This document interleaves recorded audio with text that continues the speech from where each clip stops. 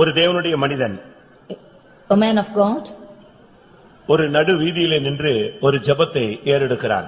He is standing in the midway and is offering a prayer. இல்லாவிட்டால் ஒரு கிணற்றண்டையில் ஒரு அந்நிய ஊரிலே வந்து இடம் தெரியாத புரியாத ஒரு இடத்தில் நின்று ஒரு ஜெபத்தை ஏறெடுக்கிறான்.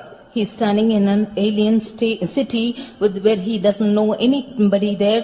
Standing by a well, he is offering this prayer. அவனுக்குள்ளே ஒரு போராட்டம் இருந்து கொண்டே இருந்தது.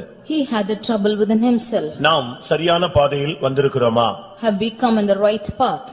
நாம் சரியான விதத்திலே நாம் சரியான இடத்தில் வந்து சேர்ந்திருக்கிறோமா? Have we come in the right way and have joined the right place? நம்முடைய பிரயாணம் சரிதானா? Is our journey well? இது தேவனுடைய திட்டத்தின்படி அமைந்திருக்கிறதா? Is this according to the plan of God? நாம் எடுத்ததான முயற்சி சரிதானா? Is the effort which we have taken right? இது சித்தி பெறுமா என்ற ஒரு கேள்வி அவனுக்குள்ளே இருந்து